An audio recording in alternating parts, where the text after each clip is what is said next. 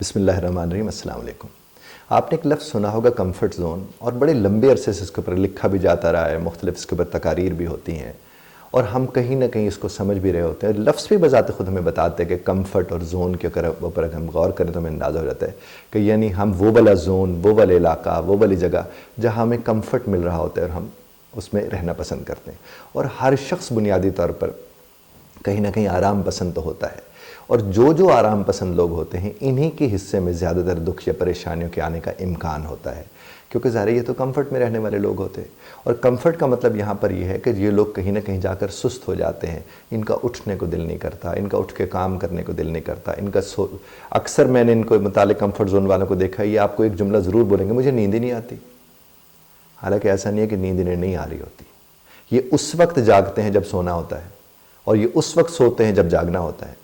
اب جو وہ جاگنے والے ٹائم پہ جو سو رہا ہوگا وہ بنیادی طور پر کہیں نہ کہیں جسٹیفائی کرے گا بعد میں آپ کو جا کر کہ جناب ساری رات تو مجھے نیند نہیں آئی، اور جب ساری رات مجھے نیند نہیں آئی تو میں نے دن کو تو سونا تھا، لیکن اسے پتہ ہوتا ہے کہ اسے نیند کیوں نہیں آئی ہے۔ وہ جو موبائل کی اسکرولنگ کر رہا ہوتا ہے اسے پتہ ہوتا ہے اسے نیند کیوں نہیں آئی ہے۔ میں تو اکثر لوگوں کو یہ کہتا ہوں کہ یہ آپ نے فلم دیکھنی ہے، یا یہ جو آپ کے ٹک ٹاک ہے، یا یہ چیزیں دیکھیں، یہ فجر کی نماز پڑھ کے بسم اللہ الرحمن الرحیم دیکھنا شروع کر دیا کریں۔ اگر اتنا زیادہ آپ کو ذوق شوق اس چیز کا ہے تو ایسے نہ، کچھ لوگ کہتے ہیں نہیں سر وہ تو عبادت کا وقت ہوتا ہے، تو میں ان سے کہتا ہوں رات کو کیا عبادت کا وقت نہیں ہوتا؟ ہر لمحہ عبادت کا لمحہ ہے اگر آپ اسے اچھے طریقے سے گزار رہے تو۔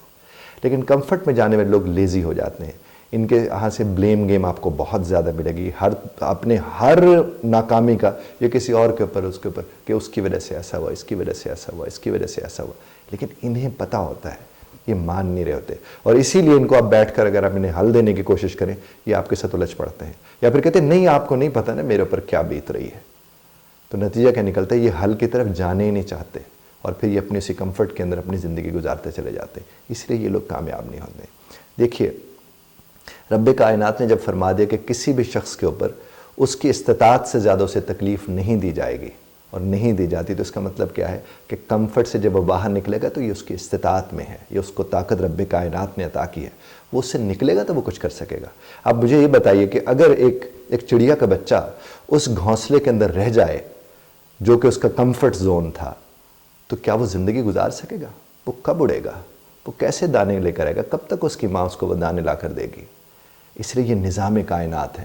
اب جب تک اپنے کمفرٹ زون سے باہر نکل کر نہیں آتے تب تک آپ گرو نہیں کر سکتے، یعنی آپ کی گروتھ ہے ہی اس میں جب آپ اپنے کمفرٹ زون سے باہر نکل کر آتے ہیں۔ اور دوسری بات دیکھیے، جو گھر سے آپ جب گھر بھی تو کمفرٹ زون ہوتا ہے نا، آپ جب اپنے گھر سے نکل کر باہر جاتے ہیں تو آپ کی گروتھ ہوتی ہے۔ آپ کہیں ادھر کام کرنے چلے گئے، آپ ادھر کام کرنے چلے گئے، آپ کچھ نہ کچھ گھر کے لیے لے کر آتے ہیں، بیوی بچے بہن بھائی سب اس کو استعمال میں لاتے ہیں۔ اگر وہ آپ گھر میں پڑے رہتے ایسا ہونا تھا؟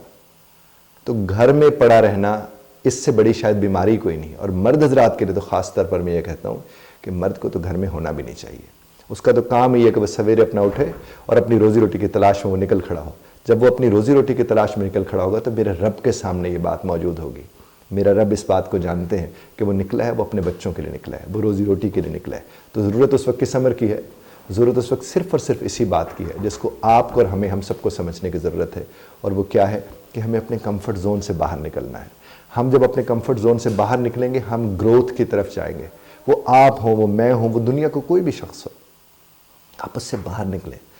آپ دیکھیں کہ جو سویرے اٹھ کے، یعنی جو کام آپ کا کرنے کو دل نہیں کر رہا اور وہ غیر شرعی نہیں ہے اور آپ کا کرنے کو دل نہیں کر رہا، تو اس کا مطلب آپ اپنے کمفرٹ زون میں بڑے خوش ہیں۔ میں اکثر یہ بات بلکہ اپنے والد والدہ سے بھی میں یہ بات کہتا ہوں، اور ان سے میں کہتا بھی رہا ماضی میں، جب کبھی وہ پریشان ہوتے تھے میں ان سے کہتا تھا گاڑی ہے، ڈرائیور ہے، آپ اس کے ساتھ بیٹھیں اور باہر آپ جائیں، آپ دیکھیں کیا کیا کچھ مال میں ہو رہا ہے، کون کون سی چیزیں نئی آئی ہیں۔ کیوں؟ میں چاہتا تھا وہ اس زون سے نکلیں گے، انہیں ایکسپوجر ملے گا، اور جب وہ واپس آئیں گے تو وہ کنیکٹ اور طرح سے ہمارے ساتھ ہوں گے، چونکہ وہ ریلیٹ کر جائیں گے۔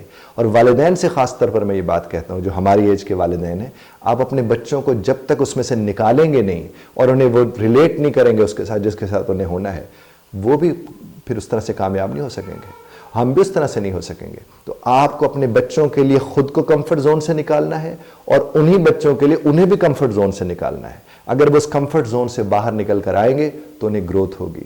اب مثال کے طور پر میں اکثر یہ بھی کہا کرتا ہوں کہ آپ اپنے بچوں کو کہیں کہ جب آپ کے پاس مہمان آتے ہیں تو ان مہمانوں کو سرو کریں، ان کو پانی پلائیں، ان کے سامنے چمچ رکھیں، ان سے بار بار پوچھیں آپ کو کچھ چاہیے تو نہیں.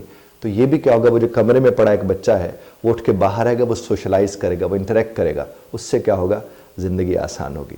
تو آج اور اسی لمحے جب آپ میری بات کو سن رہے ہیں تو کوئی ایسا کام جو غیر قانونی اور غیر شرعی نہیں ہے، آپ اٹھ کے اسی لمحے کیجئے اور پھر فیل کیجئے. آپ کو اندازہ ہوگا کہ کمفرٹ زون سے نکل کر آپ وہ بہت سی ایسی عادتیں ہیں جن کو آپ کو لگتا ہے کہ آپ چھوڑ نہیں پاتے، وہ کمفرٹ زون کی وجہ سے آپ کی ذات کا حصہ بنی ہوئی ہیں، آپ ان سے نکل سکتے ہیں اور بڑی آسانی سے نکل سکتے ہیں. خدا آپ کو اور ہمیں سمجھنے اور سمجھانے کی توفیق عطا فرمائے.